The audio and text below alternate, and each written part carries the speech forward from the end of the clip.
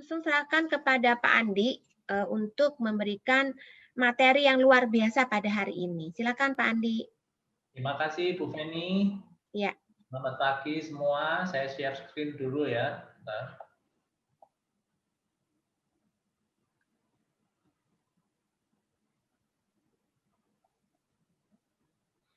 Oke, kelihatan ya? Jelas. Oke. Bagaimana kita memaksimalkan apa yang disebut sebagai golden age anak? Pasti pertanyaan pertama itu mengapa kita perlu mendidik anak sejak dini gitu ya? Kan lagi heboh-hebohnya semua pendidikan anak dini, PAUD dan lain-lain. Karena perkembangan otak anak itu dimulai sejak mereka bayi dan berkembang sangat pesat selama 6 tahun pertama. Jadi ini adalah tahap perkembangan otak manusia antara 0 sampai 6 tahun. Itu volume otak yang bayi yang baru lahir itu sekitar 1/4 atau 25% dari volume otak orang dewasa. Ya, karena masih kecil ya. Jadi volume otaknya sekitar 1/4 dari volume otak orang dewasa.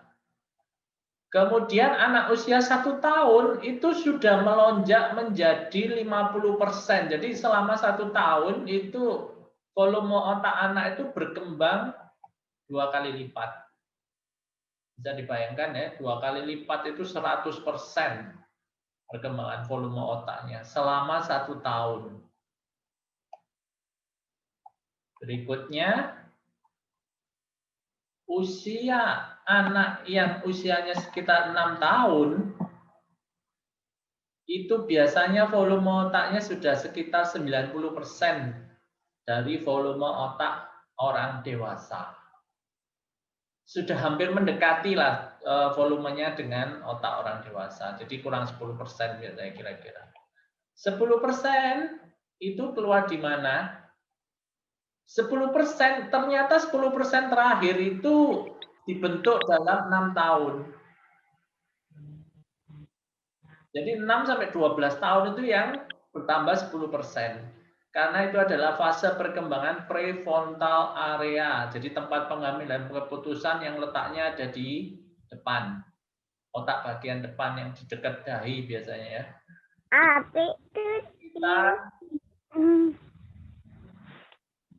Sekitar berapa ya? 6 tahun itu hanya bertambah sekitar 10%. Jadi bisa dibayangkan betapa pentingnya yang 10% terakhir ini ya. Oke. Berikutnya, jadi dari perkembangan volume otak itu kita tahu bahwa 0 sampai 6 tahun itu adalah volume perkembangan otak yang paling banyak. Itu kenapa disebut sebagai golden age. Masa-masa di mana perkembangan otak itu sangat penting. Apakah yang usia 6 sampai 12 tahun tidak penting? Sama pentingnya. Tapi kita akan lihat perbedaannya nanti ya. Oke, slide berikutnya. Bayi yang baru lahir itu memiliki semua jaringan otak neuron yang diperlukan, tapi belum mempunyai hubungan antar sel otak yang disebut sebagai sinapsis. Jadi kalau kita merasa, loh kenapa kok otak kita bisa bekerja seperti sekarang? Karena ketika usia 0 sampai 3 tahun, kemudian ditambah 3 sampai 6 tahun, itu seluruh bagian otak itu akan berusaha menghubungkan diri satu dengan yang lain. Itu yang disebut sinapsis. Itulah yang membuat otak kita bisa bekerja ya. Oke, berikutnya. Bayi usia 0 sampai 12 bulan itu membuat sinapsis atau hubungan antara sel-sel otak itu 1 juta sinapsis per detik. Jauh lebih banyak dibandingkan fase hidup manusia yang lain. Fase hidup manusia yang lain tidak ada yang sehebat ini perkembangan otaknya, 0 sampai 12 bulan. Berikutnya, nah ini koneksi otak itu yang memungkinkan kita bergerak, berpikir, berkomunikasi, melakukan banyak hal. Itulah yang akan kita bangun yang dibangun selama periode Golden Age? Pasti kita akan tanya-tanya ya, tahapan yang terjadi pada perkembangan otak manusia, bagaimana Pak? Ya, bagaimana perkembangan urutannya? Ini akan kita bahas di sini ya. Jadi pada tahun 1952 itu seorang psikolog dari Prancis, sebenarnya asalnya dari Swiss ya, tapi kemudian dia pindah jadi warga negara Prancis. Itu bernama Jean Piaget, itu menerbitkan teori perkembangan kognitif pada anak-anak. Ada 4 tahap kognitif pada anak-anak yang disebut sebagai oleh Jean Piaget disebut sebagai yang pertama adalah tahap sensori motor 0 sampai 2 tahun. Anak belajar melalui indera mereka dan melalui manipulasi objek benda. Nah, ini kalau yang sudah pernah punya anak bayi atau sekarang sedang mempunyai anak bayi, pasti akan tahu ya, anak itu akan selalu berusaha meraih benda-benda yang ada di sekitar mereka, khususnya 0 sampai 2 tahun ini pasti ini. Itu sebabnya ada mainan anak-anak itu banyak yang istilahnya kayak digantung di atas tempat tidur mereka. Itu sebenarnya adalah salah satu cara untuk menstimulasi otak mereka supaya bekerja melakukan sinapsis antar sel otak. Jadi dia melihat benda yang ada di atas mereka itu dia akan berusaha meraih, kemudian dia berusaha memperkirakan pergerakan benda tersebut dan mengerti bentuk-bentuk maupun warna objek benda melalui indera mata. Oke. Indera peraba yaitu melalui tangan, mereka akan berusaha memegang, entah itu bendanya terasa lembut, kasar, bertekstur, itu yang akan membuat mereka mengerti apa yang disebut sebagai sensori motor pada indera perasa. Indera perasa kulit ya, bukan indera perasa pengecap ya, indera perasa kulit. Kemudian telinga juga mereka akan berusaha menangkap semua suara yang masuk, contohnya suara orang tua, suara ibu, kemudian suara benda-benda. Itu sebabnya mainan-mainan tuh anak-anak biasanya ada bunyinya. Kalau digoyang akan berbunyi. Dan mereka biasanya sangat-sangat senang ini ya. Kalau misalnya gelang yang dalamnya ada kelereng kecil-kecil itu digoyang, mereka bisa berbunyi, itu sangat senang karena itu menstimulasi otak mereka untuk melakukan sinapsis. Pentingnya apa anak melakukan sinapsis pada otak? Karena begini, sinapsis itu terjadi antara hubungan satu sel dengan sel lain di dalam otak. Jika tidak distimulasi, maka akan pelan-pelan layu dan hilang. Mungkin kalau yang punya tanaman atau hobi berkebun ya di rumah ya, hampir sama persis sinapsis itu dengan tanaman yang kita pupuk, kita rawat di halaman. Tanaman yang tidak pernah dipupuk, tidak pernah dirawat, tidak pernah disiram, lama-lama akan layu dan mati. Itu sebabnya sinapsis otak perlu distimulasi setiap hari. Supaya hubungan antara sel-sel otak tersebut semakin kuat dan tidak layu serta hilang. Jadi kalau kita merasa, loh, nanti kalau usia di atas 2 tahun apa bisa Pak? Bisa. Tetap bisa. Sinapsis itu tetap terjadi sampai kita tua, sampai kita meninggal pun tetap terjadi. Bedanya apa? Karena pada saat usia 0 sampai 2 tahun istilahnya otak kita itu masih baru. Semuanya masih istilahnya spare part-nya itu masih oke semua ya. Hubungan sinapsis antar sel itu terjadi sangat kuat dan membekas. Mungkin kadang-kadang kita mikirnya begini ya, loh, kita tuh nggak ingat loh Pak, apa yang terjadi usia 0 sampai 4 tahun misalnya. Ingatan saya yang paling kecil tuh 5 tahun Pak, pada saat saya ulang tahun ke-5 misalnya begitu. Ya, benar. Ingatan kita, maksudnya ingatan yang bisa diingat oleh kita, misalnya ingatan paling kecil 5 tahun begitu ya. Bukan berarti antara 0 sampai 4 tahun apa yang kita pelajari itu tidak masuk ke dalam ingatan kita. Malah masuknya ke dalam ingatan bawah sadar biasanya. Ingatan bawah sadar, tentu saja karena namanya bawah sadar ya, akan lebih susah dikendalikan oleh pikiran kita daripada ingatan sadar. 0 sampai 4 tahun misalnya.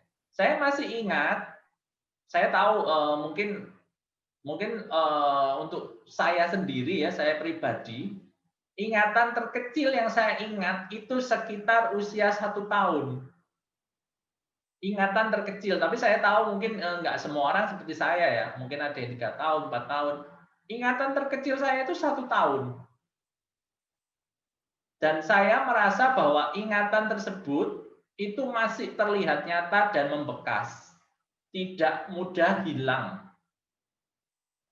Mungkin Bapak Ibu akan merasa kalau ingatan, misalnya ingatan yang paling muda itu 5 tahun, bukan berarti 0 sampai 4 tahun, semua yang Bapak Ibu pelajari dulu itu tidak masuk ke dalam otak kita. Justru masuk ke dalam ingatan bawah sadar. Dan ingatan bawah sadar itu yang membentuk pola sinapsis dalam otak. Oke, kita masuk ke slide berikutnya ya. Tahap praoperasional itu 2 sampai 7 tahun. 2 sampai 7 tahun itu tentu saja biasanya ya, anak-anaknya sudah semakin, istilahnya semakin mengerti, semakin sadar dengan lingkungan sekitar ya, bisa belajar lebih banyak. Khususnya anak-anak yang setelah di atas usia balita, jadi usia 5 sampai 7 tahun. Itu pasti apa yang dia ingat dan dia pelajari itu jauh lebih banyak. Disinilah akan dikembangkan memori dan imajinasi dari anak. Mungkin kalau memori dan imajinasi itu kalau lihat TV atau baca buku misalnya ya, anak-anaknya itu akan merasa, loh, ini rasanya dulu saya pernah ingat gitu ya.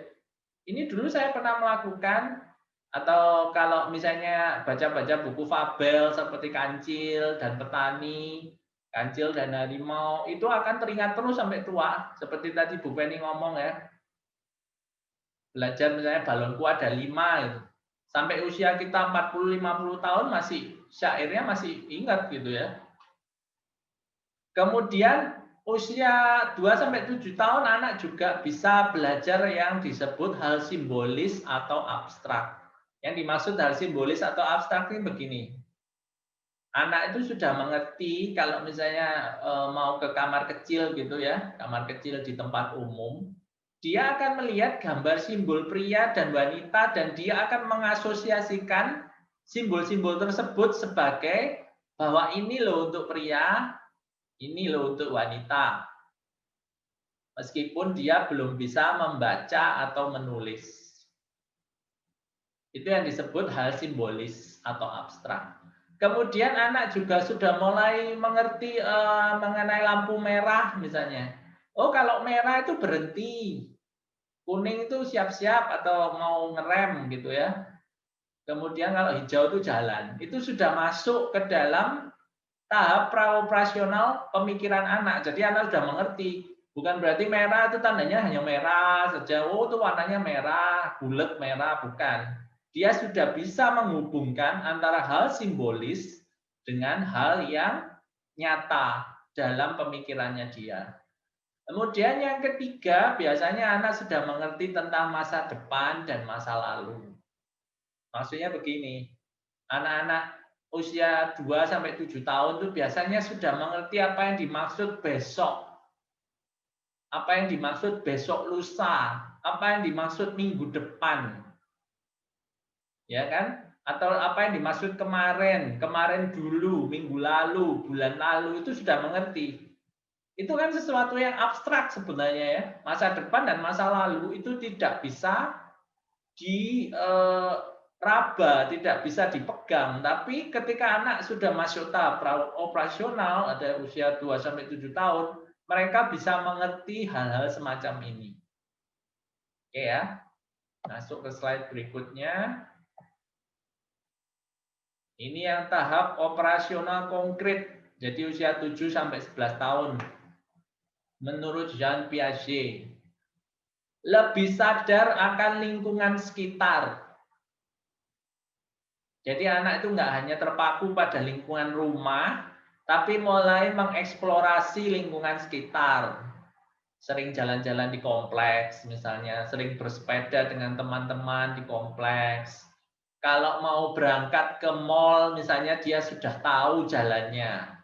Kalau mau naik angkot, dia sudah tahu, oh warna angkot ini menuju ke sini. Kemudian kalau dia naik mobil sendiri, dia bisa mengerti petunjuk yang diberikan oleh orang tuanya. Nanti belok kiri ya, bilang ke Pak Supir kalau mau ke rumah belok kiri, kanan lurus, nyampe rumah, oke.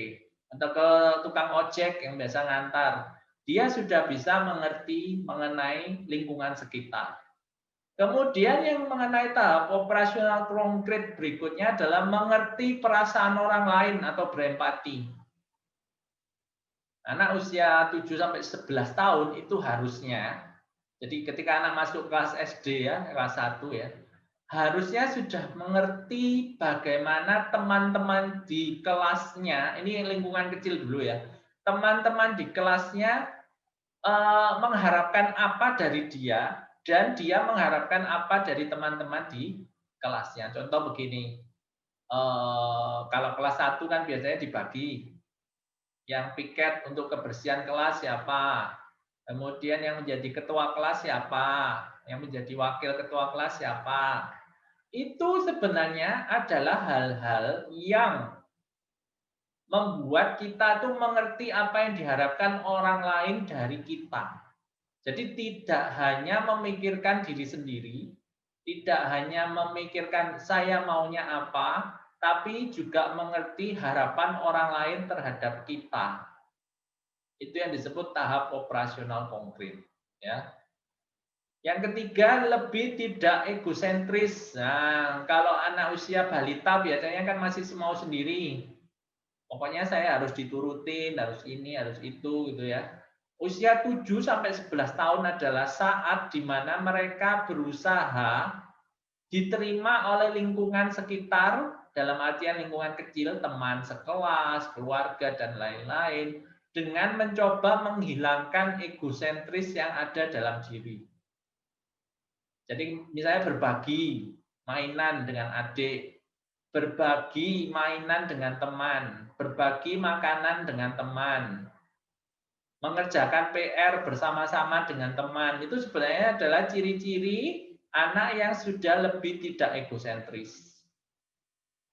Oke.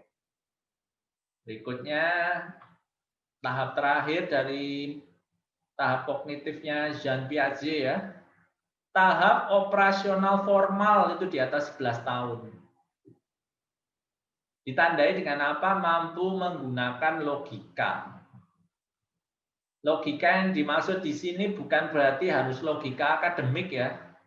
Logika yang dimaksud di sini adalah logika mengenai pengertian yang logis. Anak yang misalnya begini, oh iya anak saya pintar matematika, pintar IPA di sekolah gitu ya. Apakah anak itu pasti logis? Logikanya jalan? Belum tentu ya. Logika akademik dengan logika kemampuan mengerti pemikiran logis harus dibedakan. Anak yang mengerti logika akan mengerti bahwa satu hal itu akan mengakibatkan hal lain yang pasti. Contohnya begini, kalau saya melemparkan benda ke atas, benda itu pasti akan jatuh ke bawah, itu kan logika ya. Kalau saya melemparkan benda ke atas, itu bendanya pasti jatuh ke bawah. Itu adalah logika. Bukan berarti anak yang mempunyai pemikiran logika akademik dengan logika sehari-hari itu akan koheren. Maksudnya koheren begini, pintar di sekolah belum tentu logikanya berjalan. Logikanya berjalan belum tentu juga logika akademisnya berjalan. Itu yang disebut kecerdasan majemuk. Kecerdasan A belum tentu, kecerdasan B juga cerdas ya. Di sini nanti akan kita bahas di mungkin di topik yang lain. Kemudian tahap operasional formal yang ditandai berikutnya adalah mampu melihat dunia di sekitar mereka. Contohnya begini, kalau lihat berita, dia sudah tidak hanya melihat film kartun atau dia tidak hanya melihat apa yang dia sukai saja, tapi dia bisa melihat berita dunia, dia bisa melihat berita musik, dia bisa melihat berita olahraga, kemudian mungkin juga kalau suka orang tuanya melihat berita politik, dia bisa ikut-ikutan gitu ya. Itu sebenarnya tanda-tanda tahap operasional formal otak pada anak itu sudah mulai berjalan. Jadi dia tidak hanya memikirkan, ini loh, saya seperti ini, saya maunya seperti ini, enggak. Tapi dia sudah mulai sadar dunia di sekitar mereka itu seperti apa ya. Oke. Kemudian yang ketiga itu ditandai dengan mampu merencanakan masa depan. Masa depan di sini nggak perlu muluk-muluk dulu ya, misalnya, oh nanti saya kuliah di mana, nggak perlu yang sampai sejauh itu. Misalnya anak baru masuk SMP, merencanakan masa depan tuh anak yang baru masuk SMP itu adalah satu, dia sudah tahu bahwa ujian semester misalnya akan jatuh Desember, ujian pertengahan semester akan jatuh Oktober, itu dia sudah tahu. Jadi dia mengerti bahwa ulangan harian yang terjadi setiap hari itu adalah persiapan untuk ujian setengah semester atau ujian akhir semester. Kemudian dia juga bisa mulai mengerti menabung. Contohnya begini, dia mau beli apa misalnya alat musik atau tas atau apapun baju yang dia mau. Kemudian dia bisa mulai berpikir kalau saya uang jajan saya tabung setiap hari 5.000, dalam 2 bulan saya bisa beli ini. Itu yang disebut tahap operasional formal kognitif pada anak. Jadi yang di atas biasanya di atas 11 tahun. Kelas 6 SD atau mulai SMP. Oke ya, ini adalah 4 tahap kognitifnya Jean Piaget. Tahun 1972, jadi sekitar 20 tahun setelah teori kognitifnya Jean Piaget, itu muncul gagasan tambahan yang disebut dengan model pengolahan informasi. Model pengolahan informasi. Jika teori Jean Piaget itu menjelaskan apa yang mampu dilakukan seorang anak pada tahap yang berbeda dalam usianya, maka model pengolahan informasi itu melihat lebih pada keterampilan kognitif spesifik yang bekerja dalam otak anak. Jadi yang perlu digarisbawahi di sini adalah keterampilan kognitif spesifik. Itu yang dimaksud apa ya keterampilan kognitif spesifik? Ini akan dijelaskan di sini. Yaitu perhatian, memori jangka pendek, memori jangka panjang, logika dan penalaran, pemrosesan pendengaran, pemrosesan visual, dan kecepatan pemrosesan. Ini semua berhubungan dengan sinapsis di dalam otak kita ya. Memori jangka pendek, memori jangka panjang, perhatian, logika penalaran, pemrosesan pendengaran, pemrosesan visual, dan kecepatan pemrosesan. Oke. Itu semua adalah keterampilan yang digunakan oleh otak kita untuk berpikir, belajar, membaca, mengingat, memperhatikan, dan memecahkan masalah. Oke, berikutnya ya. Menurut model pengolahan informasi, perhatian, memori jangka pendek, dan memori jangka panjang itu berkembangnya di usia 2-5 tahun. Perlu digarisbawahi ini ya, 2-5 tahun. Saya sebagai pimpinan di General Gus ya, sering mendapatkan atau berkonsultasi dengan orang tua yang datang ke sini, anaknya sekitar mau masuk SD, jadi 7 tahunan. Selalu yang dikeluhkan adalah perhatian dan memori. Perhatian dan memori. Ketika anak mau masuk ke sekolah, otomatis kan biasanya dikasih ujian sederhana ya oleh gurunya atau kepala sekolahnya gitu ya. Ujiannya misalnya cuma diajak tanya jawab atau ditanyain kegiatan sehari-harimu bagaimana. Dari situ orang tuanya baru sadar bahwa anaknya satu perhatiannya kurang, dua memori jangka pendeknya kurang, dan tiga dia tidak mempunyai memori jangka panjang. Dan baru ketahuan ketika mau masuk SD, jadi usia 7 tahun. Padahal kalau menurut model pengolahan informasi, perhatian, memori jangka panjang dan jangka pendek itu berkembangnya antara 2 sampai 5 tahun. Berarti sebenarnya telat ya Pak? Ya, agak telat. Apakah bisa diperbaiki? Bisa. Tapi memang agak susah ya, perlu ketelatenan dan jangka waktu yang lebih panjang. Daripada kalau kita mengajarkan kepada anak yang berusia 2 sampai 5 tahun. Oke, berikutnya.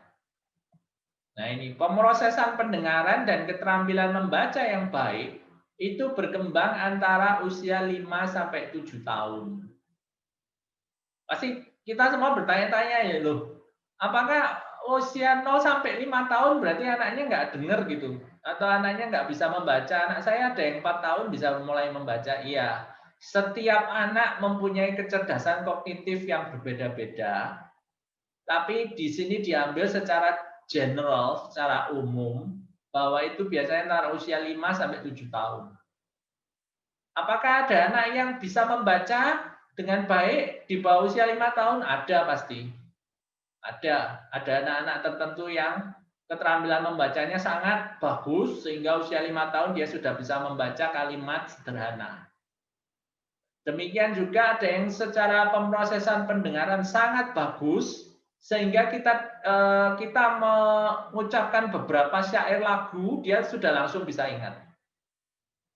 Tiap anak berbeda-beda, tapi yang perlu digarisbawahi, anak yang tidak distimulasi antara 5 sampai 7 tahun itu biasanya cenderung konstan atau stagnan perkembangannya. Jadi begini, saya pernah mendapatkan konsultasi orang tua anaknya kira-kira usia 8 tahun, jadi kelas 2 SD gitu ya. Sampai kelas 2 SD, itu anaknya masih belum bisa membaca kalimat sederhana dengan baik. Saya tanya ke orang tuanya, loh, waktu usia 4 tahun sudah mulai dilatih mengenal huruf? Oh belum Pak, anaknya nggak mau, anaknya masih ingin bermain atau main gadget, pokoknya dia maunya nonton TV, main gadget, jadi kita susah mengajarinya. Oke, ketika anak masuk 5 tahun, masuk TK bagaimana? Oh iya, di sekolah diajari, tapi kelihatannya masih tertinggal dan lain-lain. Itu sebenarnya adalah indikasi yang harus kita cermati bahwa ya, dia butuh perhatian lebih pada keterampilan membaca dan pemrosesan pendengaran.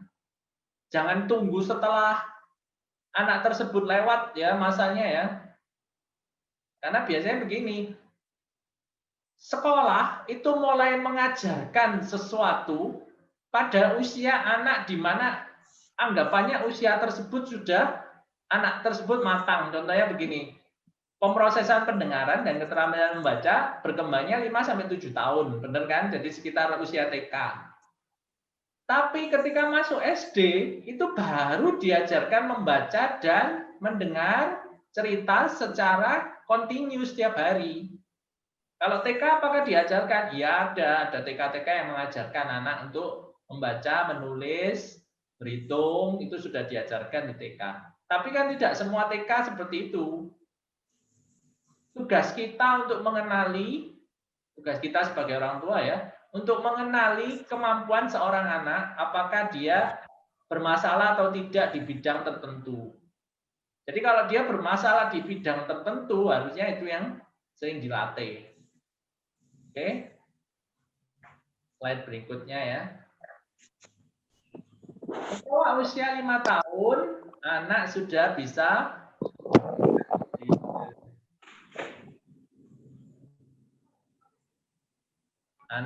bisa menghubungkan ide-ide.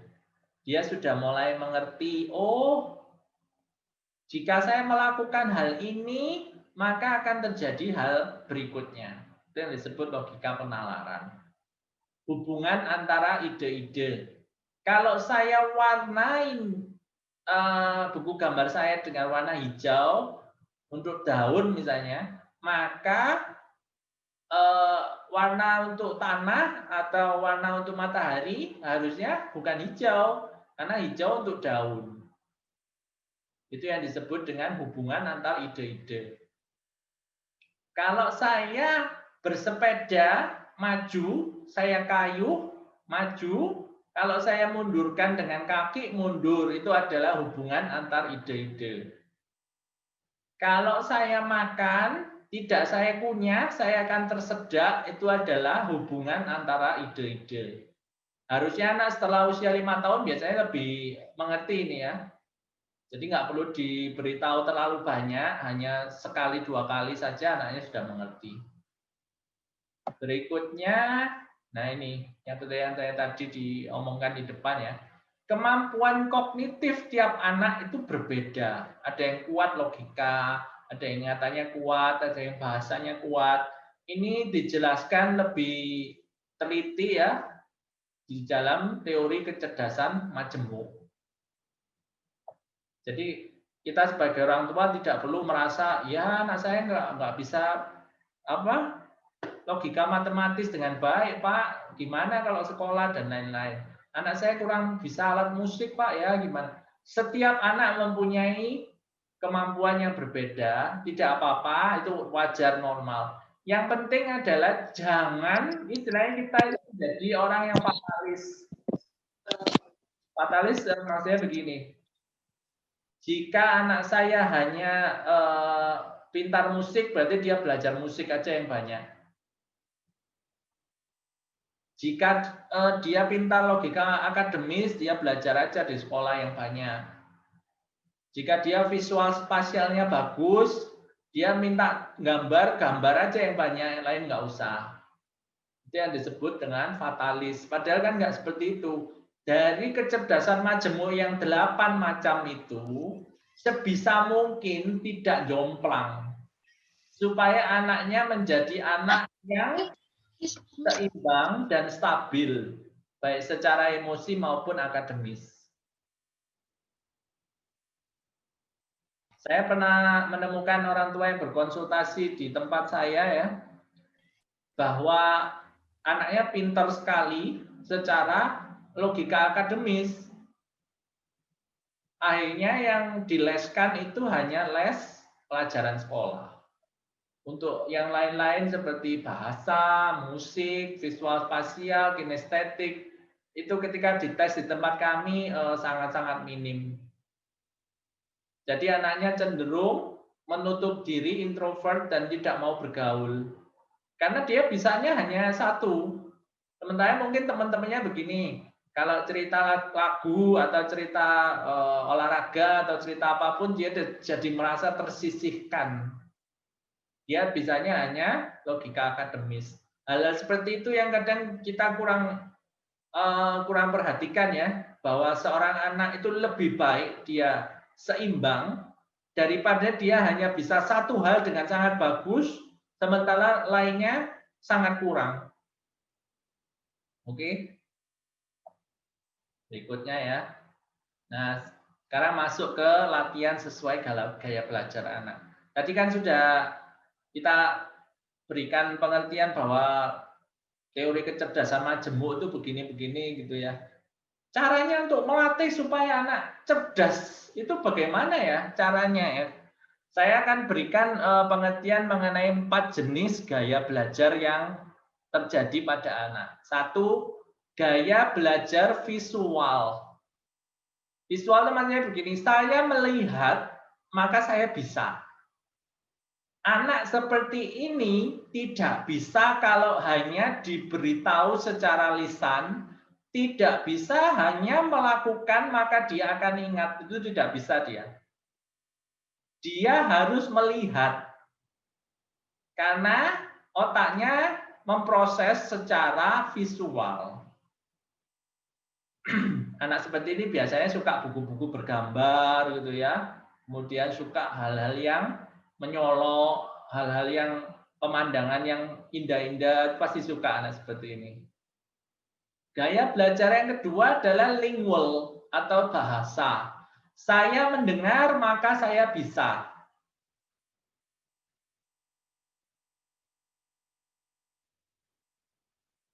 Mungkin kita pernah punya teman ya, yang kalau belajar itu dia harus membaca apa yang dia pelajari dengan suara keras. Saya punya kakak saya adalah seorang yang gaya belajarnya lingual. Jadi setiap kali mau ulangan, pasti dia akan terdengar suaranya sampai ke tetangga. Karena dia akan membaca bahan yang dia pelajari dengan suara yang keras. Oke, ini sih gaya belajar lingual. Yang ketiga adalah gaya belajar kinestetik. Saya melakukan, maka saya bisa. Anak-anak seperti ini biasanya harus bereksperimen melakukan apa yang dia pelajari, baru itu tertanam di dalam otak jangka panjang, memori otak jangka panjang.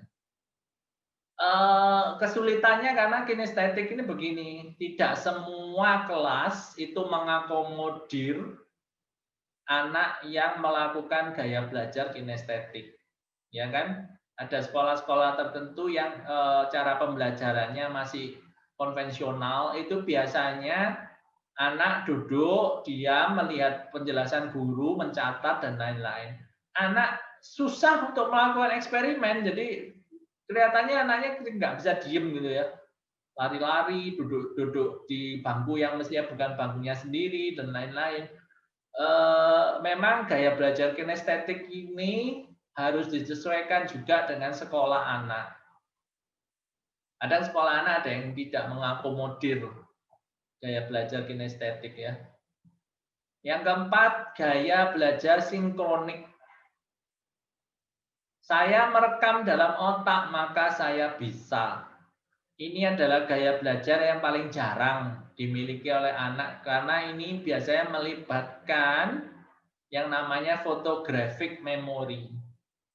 Tapi untuk anak dengan gaya belajar sinkronik adalah yang paling mudah belajarnya. Kenapa? Karena dia ketika mau belajar tinggal diputar ulang di dalam otak saja udah. Dia tidak perlu melihat, dia tidak perlu mendengar, dia tidak perlu melakukan. Dia hanya perlu memutar ulang ingatannya yang ada di dalam otak. Jadi misalnya begini, ini pasti akan susah untuk dibayangkan kita yang tidak mempunyai gaya belajar sinkronik ya. Misalnya begini, saya kasih penjelasan. Orang yang gaya belajarnya sinkronik itu seperti merekam video. Jadi kalau dia diajari di kelas gitu ya, dia akan merekam seperti video apa yang diajarkan gurunya. Kemudian ketika di rumah dia akan memutar ulang video tersebut di dalam otaknya dia. Enak kan? Kalau kita kan harus pakai harus pakai kamera, harus pakai HP untuk merekam ya. Anak-anak dengan gaya belajar sinkronik cukup direkam dalam otak memori. Nanti kalau perlu tinggal diputar ulang. Jadi gampang, udah belajarnya paling gampang, paling enak itu yang gaya belajar sinkronik. Oke? Berikutnya, nah ini. Jika Anda belum tahu gaya belajar anak Anda itu apa ya, cara yang paling sederhana, berikan peta kepada anak Anda. Peta yang sederhana aja. Peta dari sekolah menuju rumah atau sebaliknya. Dari rumah menuju sekolah. Berikan aja petanya kepada dia. Jika dengan melihat peta tersebut anak itu mengerti, berarti itu gaya belajarnya visual. Cukup dilihat aja petanya. Oh iya, petanya begini, kiri, kanan. Cukup melihat. itu berarti gaya belajarnya visual. Kalau dia harus dibacakan petunjuk, itu berarti lingual. Jadi misalnya begini, nih lihat Dek, dari rumah kita ya keluar kompleks ke kiri. Nanti ke kiri lurus, ada perempatan ke kanan.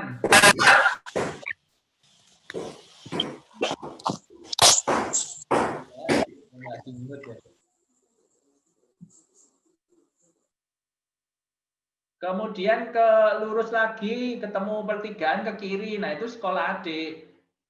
Itu yang disebut gaya belajar lingual. Dia harus dibacakan dan masuk ke pendengaran, diproses oleh otak. Kemudian yang ketiga, kinestetik, seperti yang saya bicarakan di depan ya. Kinestetik itu harus melakukan. Jadi dia nggak bisa hanya lihat peta, dia nggak bisa hanya ditunjukkan, oh ini kiri, kanan, kiri, nggak. Dibacakan dia nggak bisa. Dia harus berangkat sendiri dari rumah, bersama Anda ya tentunya kalau masih kecil, sampai ke sekolah, dan kemudian balik ke rumah. Itu yang masuk ke dalam ingatan memorinya dia. Itu disebut gaya belajar kinestetik. Kalau dia bisa dengan ketiga-tiganya, yaitu disebut sinkronik. Karena dia tidak perlu macam-macam melihat peta, kemudian dibacakan, melakukan enggak. Ketika dia berangkat ke sekolah, dia rekam seperti video di dalam otaknya. Nanti kalau perlu, dia akan putar ulang. Itu yang disebut sinkronik. Oke? Bagaimana setelah tahu cara belajar masing-masing anak ya, supaya nanti gampang ngajarinnya. Ini adalah cara mendorong perkembangan kognitif pada anak. Kan tadi udah tahu gaya belajar masing-masing gitu ya.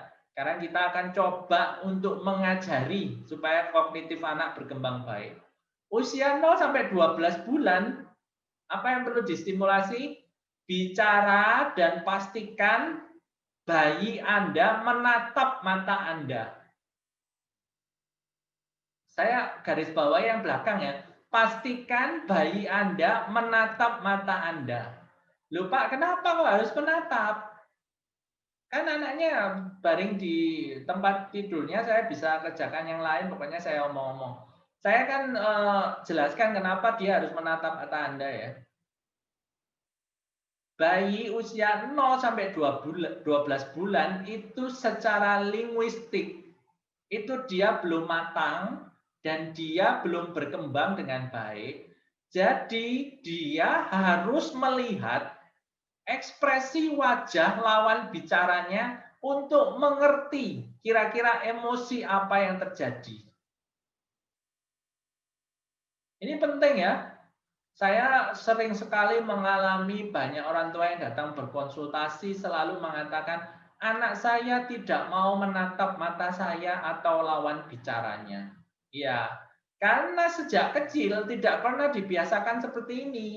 Padahal dengan menatap mata lawan bicara atau orang tua atau mamanya ya ketika dia bayi, dia akan berusaha menerjemahkan ekspresi wajah lawan bicaranya sebagai emosi ataupun interaksi yang perlu dia timbal baliki.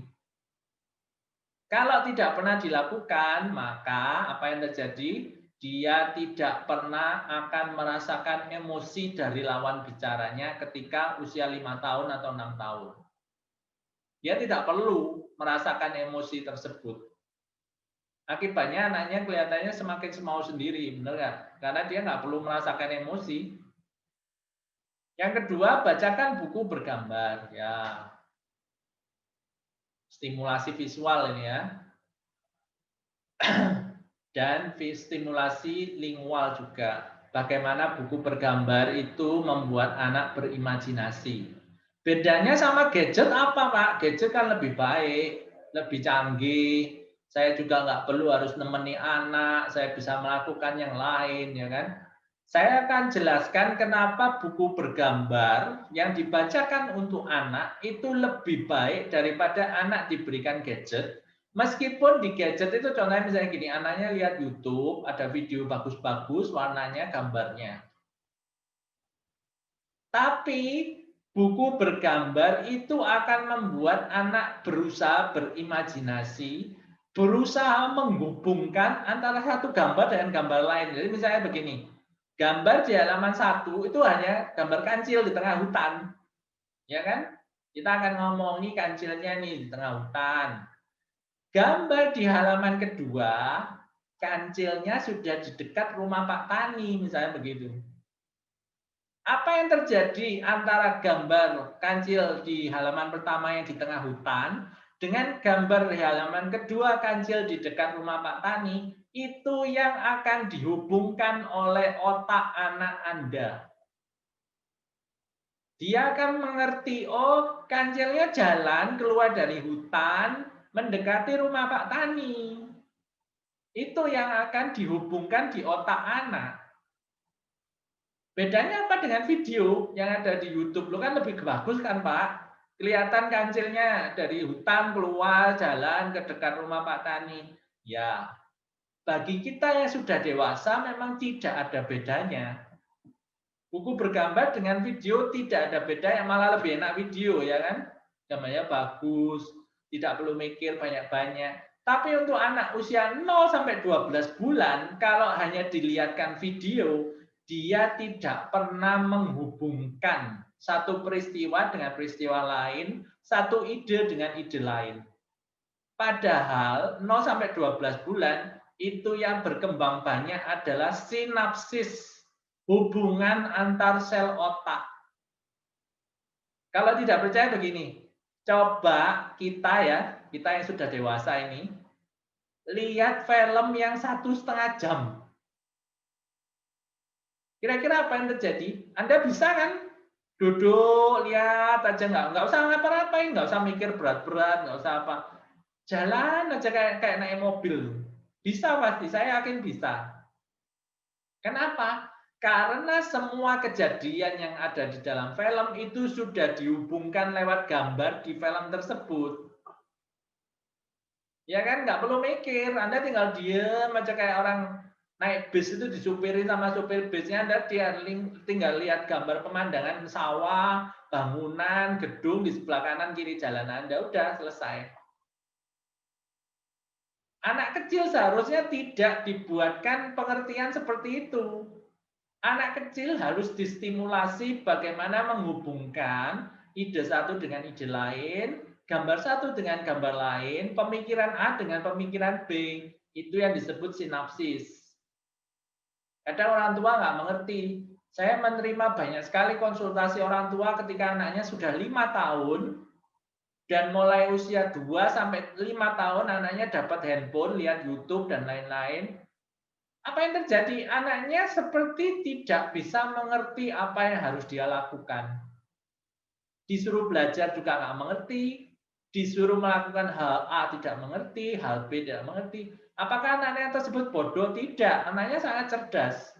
Yang tidak ada dalam diri anak tersebut adalah hubungan ide.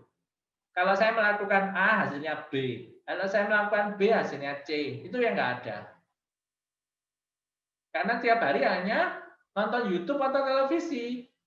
Sama seperti kita naik mobil atau naik bis ya, bukan kita yang nyetir, kita hanya duduk di kursi penumpang, ya lewat aja udah. Pokoknya lewat ya, sampai tempat selesai udah. Loh, kalau kita udah dewasa nggak apa-apa ya kan. Tapi ini anak yang masih berkembang ya nggak bisa seperti itu. Oke? Yang ketiga, bermain sandiwara. Nah ini, lo anak kecil mana bisa Pak bermain sandiwara. Yang dimaksud bermain sandiwara di sini adalah bermain peran. Mungkin bermain peran agak agak membingungkan. Bermain peran yang dimaksud di sini begini. Adik jadi pangeran ya, atau adik jadi putri.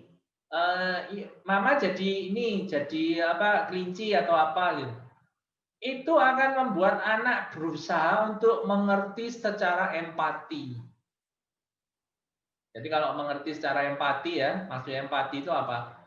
Dia bisa memikirkan sudut pandang dari pihak lain. Itu sebenarnya empati. Oke, itu tadi mendorong perkembangan kognitif 0 sampai 12 bulan. Sekarang setahun. Apa yang harus dipelajari? Nah, ini biasanya yang ketinggalan ini. Belajar warna dan bentuk dasar. Zaman sekarang ya, karena begitu canggihnya teknologi, warna dan bentuk dasar itu dianggap anak harus mengerti sendiri tanpa diajari. Loh, saya bingung kan. Bagaimana anak itu bisa mengerti warna dan bentuk dasar tanpa diajari? Sering ini ketemu saya orang tua yang seperti ini ya. Lo kan bisa lihat sendiri di YouTube, Pak. Iya, dia lihat di YouTube tuh warna, tapi dia tidak belajar warna. Itu perbedaan terbesar ya. Belajar warna adalah belajar menghafal dan menghubungkan ide bahwa pigmentasi seperti ini adalah warna A, pigmentasi seperti ini adalah warna B. Yang dipentingkan itu adalah hubungan sinapsis. Hubungan sinapsis, jangan sampai kelewatan itu ya. Kemudian yang kedua, bagaimana cara mendorong perkembangan kognitif anak usia 1 tahun. Sembunyikan mainan kesenangannya dan biarkan dia mencari. Sembunyikannya jangan jauh-jauh ya, jangan di rumah tetangga sembunyikannya. Sembunyikannya di pojokan tempat tidurnya dia, misalnya tutupin bantal atau apa supaya aman. Jadi biarkan dia mencari. Kemampuan menghubungkan ide antara barang dengan tempat itu adalah sinapsis yang salah satu untuk kemampuan visual yang terbesar. Ya, visual spasial yang terbesar itu. Visual itu tandanya secara penglihatan, spasial itu artinya secara ruangan. Jadi visual spasial itu maksudnya penglihatan ruangan. Mengerti bentuk 3 dimensi visual spasial sebenarnya. Sembunyikan mainannya di mana gitu. Jadi dia akan mengeksplor ruangan tempat tidurnya sebagai 3 dimensi, bukan 2 dimensi. 2 dimensi ya tidur aja di situ. Dia nggak mengerti letak, dia tidak mengerti bagan, dia tidak mengerti bagian. Oke? Kemudian usia 1 tahun belajar instruksi 1 tahap. Ya ini yang juga sering dilewati oleh orang tua. Instruksi 1 tahap itu apa, Pak? Contohnya begini. Adik, tolong ambil bolanya. Itu 1 tahap. Adik, tolong ambil mobilnya. Itu 1 tahap. Anak usia 1 tahun sudah bisa sebenarnya ini. Cuman orang tuanya selalu lupa untuk melatih dan menganggap nanti juga bisa-bisa sendiri. Itu yang harus kita hindari ya. Usia 2 tahun. Nah, usia 2 tahun ini anaknya sudah bisa mulai jalan, bisa mulai lari-lari ya. Yang dilakukan apa? Peta umpet. Seperti visual spasial yang tadi menyembunyikan mainan, sekarang peta umpet tingkatannya lebih tinggi, ya kan? Ayo cari mama. Mama sembunyi di mana? Cari ya. Oke. Supaya anak lebih mengerti eksplorasi ruang. Kemudian yang kedua, nah ini minta menyebutkan warna, bentuk, dan nama dari binatang. Kalau tadi usia 0 sampai 12 bulan kita sering-sering kasih buku bergambar gitu ya, binatang-binatang apa dan lain-lain. Sekarang saatnya anak harus mulai bisa menyebutkan nama-nama binatang yang sederhana dulu aja.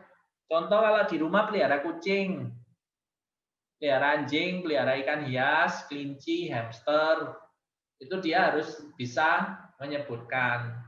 Kemudian nama-nama binatang yang sering ditemui, semut, cicak, nah itu mungkin dia juga harus mulai perlu mengerti ya. Kemudian yang kedua yang bisa dilakukan adalah belajar instruksi 2 tahap. 2 tahap itu begini. Adik, ambil bolanya, masukkan ke keranjang. Itu 2 tahap. Kalau tadi 1 tahap, adik ambil bolanya. Nah itu aja. Karena ditambahi. Adik ambil bolanya masuk ke keranjang. Saya yakin usia 2 tahun udah bisa semua ini ya. Usia 3 tahun, nah belajar bermain peran.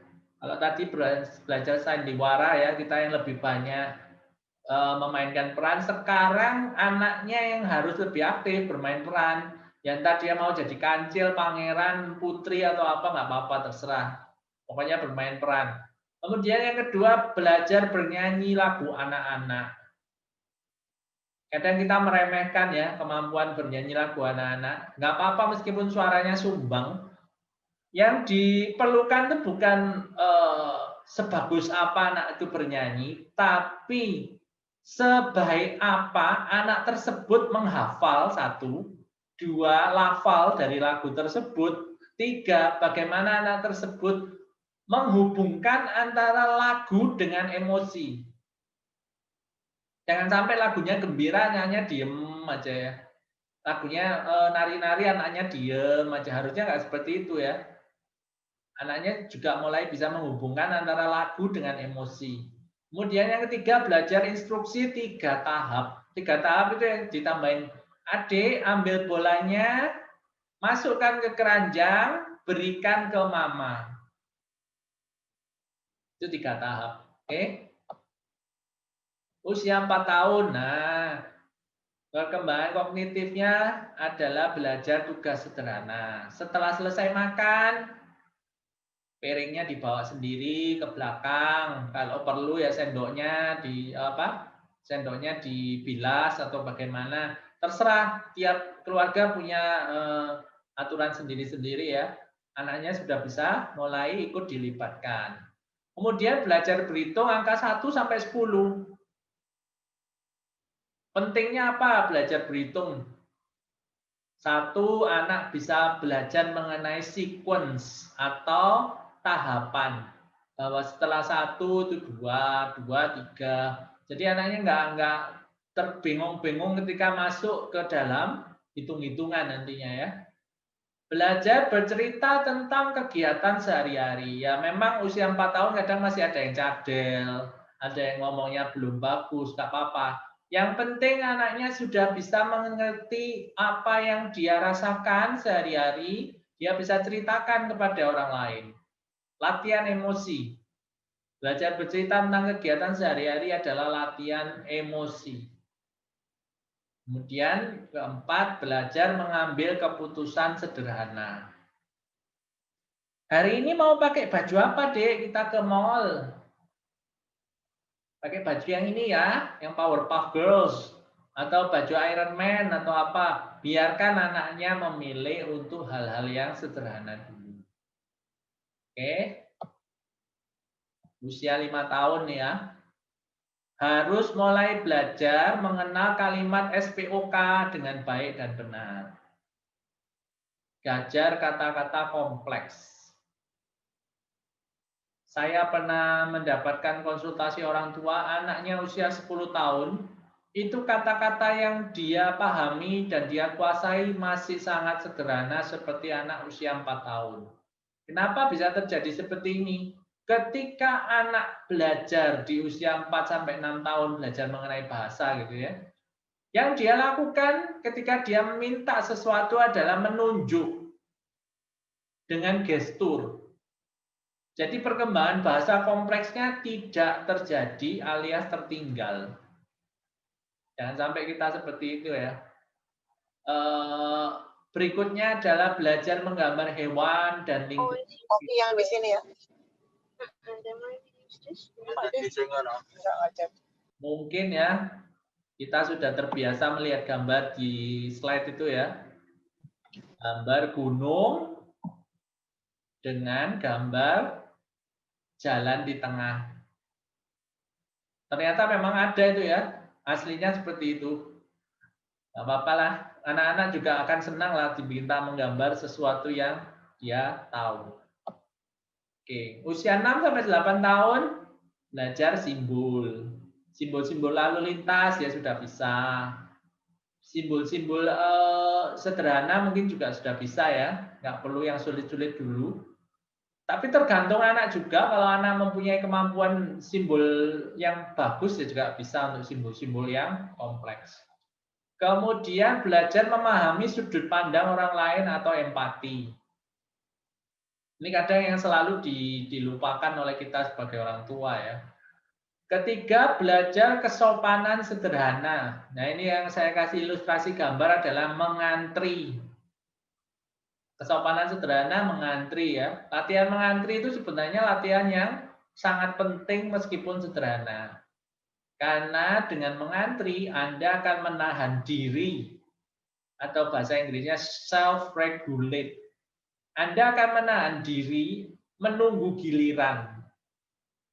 Anak-anak tertentu itu tidak bisa menunggu giliran karena tidak dibiasakan.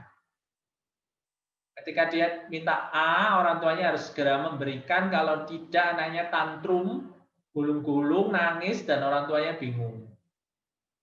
Oke? Usia 8-10 tahun mulai belajar berpikir logis, belajar berbagai pendekatan cara untuk melakukan sesuatu hal, belajar multitasking, atau melakukan beberapa hal bersamaan, dan belajar kesopanan bermasyarakat. Yang ingin saya tekankan di sini adalah belajar multitasking. Saya tidak mengharapkan Anda melakukan banyak hal sekaligus.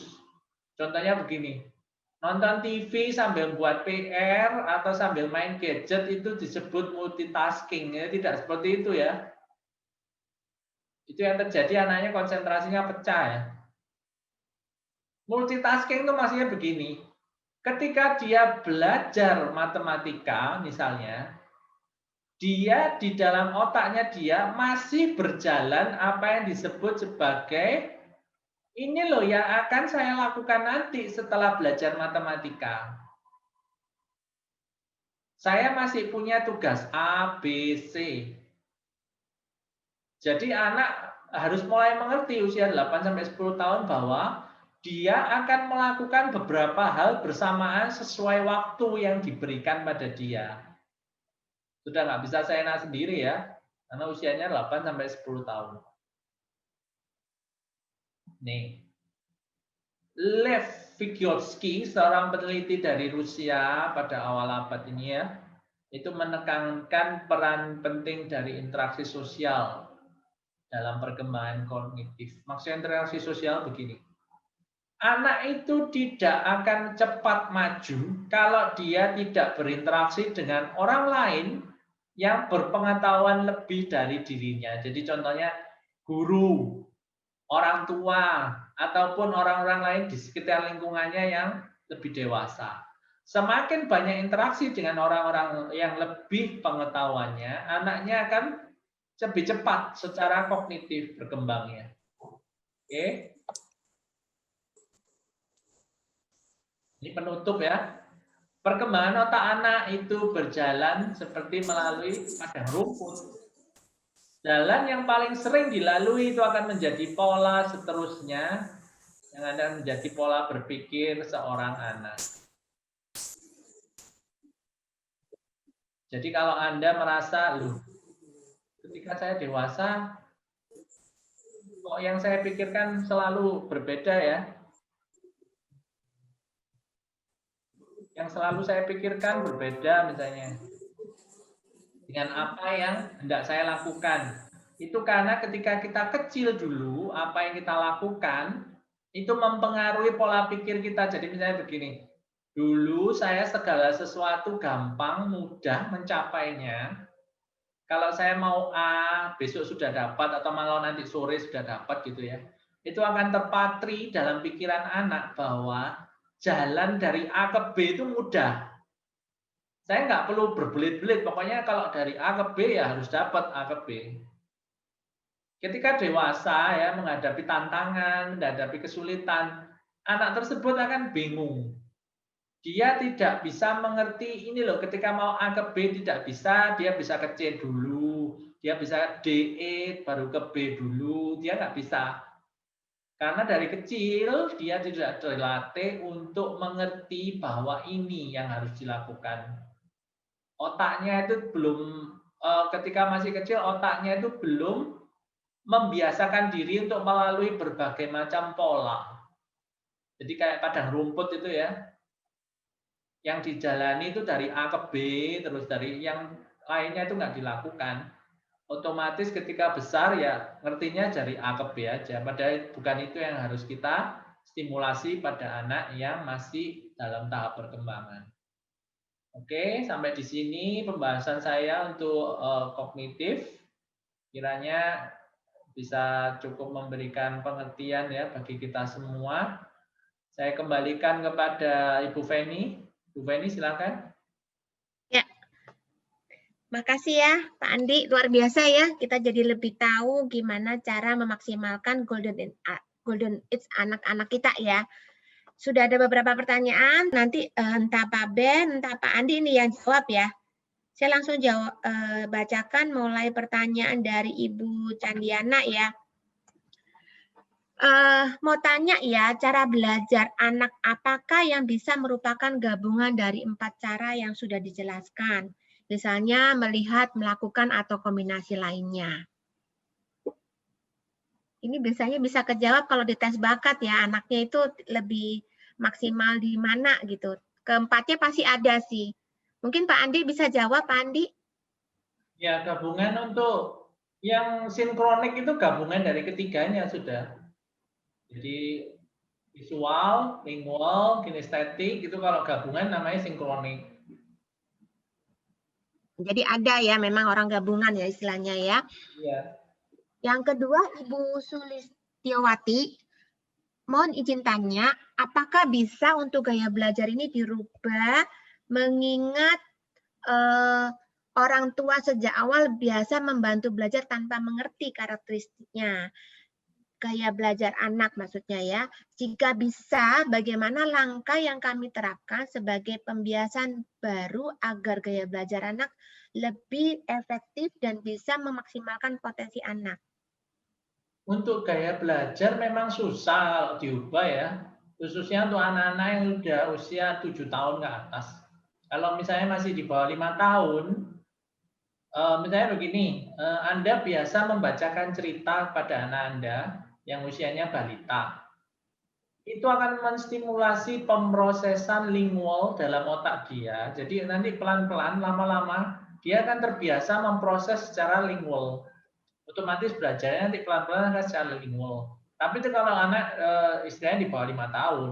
Kalau udah di atas 7 tahun atau kelas 1 SD, itu pasti akan susah sekali untuk mengubah. Jadi kalau dia sudah masuk ke misalnya kelas 1 SD, dia bisanya visual gitu ya.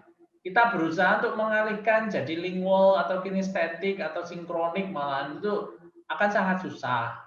Bukan berarti tidak bisa ya, tapi sangat susah. Dan lebih baik kita turutin aja, misalnya anaknya bisanya secara lingual, ya oke. Ya belajar lingual berarti yang lebih cocok untuk dia. Kira-kira itu jawabannya. Oke, makasih Pak Andi. Ya. Nah, yang berikutnya kalau mengenai materi, Bapak Ibu bisa ikuti saya punya, follow saya di Feni Hofun IG, nanti saya akan bagikan ya. Terus kemudian yang berikutnya adalah mohon saran dari Pak Andi atau Pak Beni. Anak saya usianya 15 bulan, ini dari Ibu Titi Setiawati.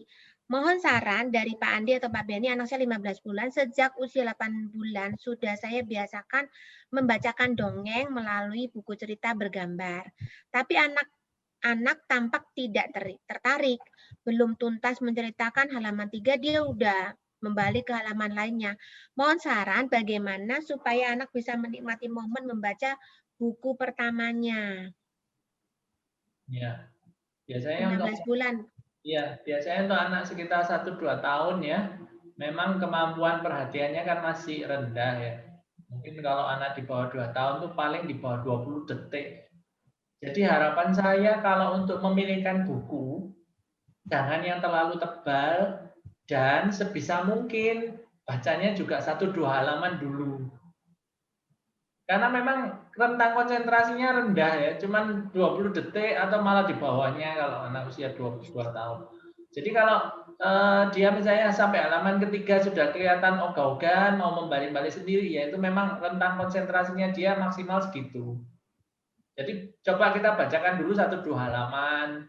Kemudian kalau misalnya dia sudah masuk usia 3 tahun, kita coba tambahin 3 halaman ketiga, keempat gitu. Mungkin Pak Ben ada tambahan, silakan Pak Ben. Ya, Pak Andi. Kalau memang sih kecenderungan perilaku itu kan terutama terkait dengan masa tumbuh kembangnya ya. Jadi memang betul kata Pak Andi tadi di usia segitu ya rentang konsentrasinya juga lebih rendah ya. Memang tapi ada hal yang menarik juga. Saya sedikit cerita dari temuan-temuan di lapangan karena kan kebetulan di kami itu sambil riset melakukan ini ya. Jadi memang ada orang-orang, anak-anak yang sidik jarinya itu. Jadi kalau bisa lihat di sini nih, saya kasih agak sedikit buka formulanya. Ini Bapak Ibu semakin banyak garisnya, semakin banyak guratannya, intinya saraf seseorang itu semakin kompleks ya.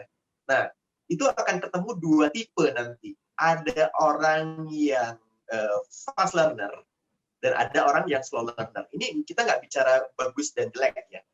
Nanti ada yang ketemu yang garisnya sedikit, itu tipe anak yang dia fast learner, dia responnya tuh terlalu cepat, ya. Nanti akan kecenderungannya cepat nangkap, tapi juga cepat lupa dan cepat bosan, gitu ya. Nah, jadi ada orang yang memang spontanitasnya tinggi, mungkin saja anak ibu tadi, walaupun baru 15 tahun, kalau di fingerprint nanti akan kelihatan apakah memang itu faktor pengaruh bawaannya atau memang bukan, gitu ya. Kalau faktor bawaannya memang namanya itu potensi gaya belajarnya memang seperti Pak Andi bilang itu sangat-sangat sulit untuk dirubah. Tapi kalau memang bukan, itu berarti terusin aja. Tapi memang kalau ketemu anak ibu tipe orang yang tadi tipe spontanitinya tinggi, fast learner, yang cepat nangkap, cepat lupa, dan cepat bosan, mau tidak mau memang bacanya mesti cepat. Apalagi kalau misalnya dia cenderung memang tipe holistic thinking gitu ya. Itu aja Pak. Dari sidik jari. Oke, berarti intinya kalau Ibu Titis penasaran sama anaknya, tes bakat ya Pak ya. Jadi kita bisa tahu sebenarnya dia gaya belajarnya dan apanya kerja otaknya seperti apa ya. Karena kan kalau yang digambar Pak Ben itu memang orangnya sangat faster, itu kan tense art ya. Saya ada itu peacocknya, saya juga orangnya sangat faster gitu. Nah itu salah satu hal yang memang kita perlu tahu. Nah yang berikutnya adalah dari Ibu Titis lagi, bagaimanakah mengoptimalkan fungsi YouTube bagi anak di Golden Age? Mengingat banyak juga edukasi yang bisa ditunjukkan via YouTube. Ini Pak Andi kali ya?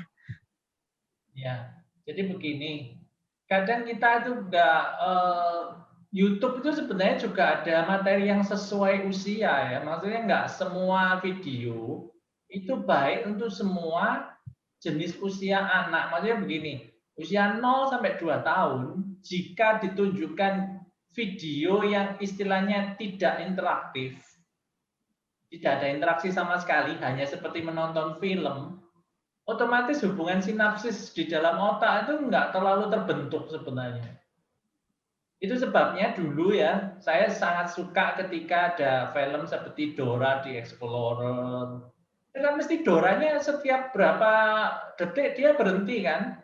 Dia tanya ke pemirsa yang meskipun di televisi nggak bisa interaksi ya, dia kan tanya, kita akan menuju ke gunung, di manakah letak harta karunnya? Terus dia diam 2-3 detik. Biarkan anak di rumah ikut menjawab, meskipun mungkin Dora sebenarnya nggak dengar ya. Tapi hal seperti itu akan menimbulkan yang namanya interaksi. Makanya kalau di YouTube, coba dicari video-video yang ada interaksinya, meskipun interaksinya semu ya, nggak interaksi beneran antar manusia seperti Dora itu tadi, daripada yang hanya menonton video seperti menonton film. Itu sama sekali nggak menimbulkan sinapsis di dalam otak anak, khususnya di bawah 2 tahun. Nanti usia 2 sampai 5 tahun, kalau mau diberikan yang seperti menonton film, saya sebenarnya masih tidak terlalu menganjurkan, tapi daripada anak tersebut tidak terstimulasi, dibiarkan saja di rumah misalnya, ya apa boleh buat, itu yang terbaik dari yang terburuk kalau saya ngomong. Nanti setelah usia 5 tahun, nah itu anak sudah mulai logika penalarannya lebih jalan, dia mau lihat video di YouTube boleh kalau saya ngomong. Makanya batasannya sebenarnya 5 tahun ke atas. Kalau hanya film pengetahuan di YouTube tanpa interaksi. Makanya kalau film-film seperti Dora di Explorer itu kenapa kok cukup baik saya ngomong, karena dia berusaha untuk berinteraksi dengan para pemirsanya, yaitu anak-anak tersebut. Diajak menjawab, diajak ikut menunjuk di mana, meskipun mungkin Doranya juga nggak bisa lihat ya, tapi minimal apa yang diimajinasikan dalam otak anak itu bisa diimplikasikan dalam bentuk interaksi. Itu aja jawaban saya. Ya, makasih Pak Andi. Ya. Berikutnya masih ada pertanyaannya ini lagi. Apakah bakat anak bisa berubah sejalan dengan pertumbuhan dan penambahan usia anak? Berikutnya langsung aja ya, ketika minat anak berubah, apakah artinya karena bakat anak yang berubah karena perubahan gen sejalan proses pertumbuhan anak? Jadi ini yang mana nih, Pak Ben atau Pak Ben kali ya? Pak Ben, silakan Pak Ben. Bakat anak bisa berubah nggak sejalan pertumbuhan dan penambahan usia anak? Ya, kalau dari saya gini, jadi memang di awal tadi kan saya sudah sampaikan bahwa kita harus ngebedain dulu istilahnya ya. Ada bakat, ada talenta, dan ada performa kecerdasan. Kalau bakat itu nggak bisa berubah. Sekali lagi, bakat itu seumur hidup nggak akan bisa berubah. Cuman ada yang bakatnya bisa muncul karena distimulasi, dan ada yang tidak muncul karena tidak terstimulasi. Kalau bakatnya diasah menjadi talenta, nah itu tadi. Jadi apakah kalau bakat bisa berubah? Tidak bisa. Tapi kalau talenta atau skill itu bisa berubah tergantung kamu melatihnya. Contoh gini, ada anak tidak berbakat piano, tapi dilesin piano. Kira-kira bisa nggak Bu Feni? Bisa kan? Pasti bisa. Ya, bila nggak bakat gambar, dimasukin ke les gambar bisa nggak? Pasti bisa. Tapi ketika sesuai dengan bakatnya, itu akan jauh lebih spontan dan jauh lebih mudah. Atau biasa kita katakan passion, ya, gitu ya. Bedanya itu. Jadi kalau bicara tentang bakat tidak bisa berubah, watak tidak bisa berubah. Tapi bicara tentang skill atau kecerdasan sangat dinamis, sangat bisa berubah. Kepribadian, ada sekolah kepribadian kok, kita mau berubah jadi pribadi apa aja bisa, tapi watak asli nggak akan pernah bisa berubah. Gitu kira-kira. Jadi ketika minat anak berubah, apakah artinya karena bakat Anda berubah dan perubahan gen itu nggak ada hubungannya ya Pak ya? Gen nggak berubah ya Pak ya? Minat, jadi memang ada anak kalau di sini, jadi kan memang di kerja otak itu ada dorongan bakat dan dorongan minat ya, terkait dengan otak kiri dan otak kanan gitu ya. Ada anak yang memang dorongan minatnya lebih kuat ada gitu ya. Nah, itu faktor lingkungan. Tapi gini, kalau misalkan memang tidak ada dorongan minatnya yang kuat dari aspek genetisnya, seseorang itu akhirnya kan jadi adjust ya. Yang bisa dilakukan adalah adjustment. Nah, itu adjustment itu nggak bisa jauh-jauh dari aslinya dia sebetulnya sih. Jadi bisa aja dirubah, tapi jangan berharap banyak gitu ya. Kalau misalkan ada orang yang memang nggak bakat di musik, tapi pengen bisa nyanyi, bisa aja sih. Tapi jangan terlalu ngawang-ngawang terlalu jauh, pengen jadi kayak Beyonce gitu ya. Ini ada pertanyaan tentang jati diri, saya lewatkan karena ini kita nggak bahas masalah remaja ya.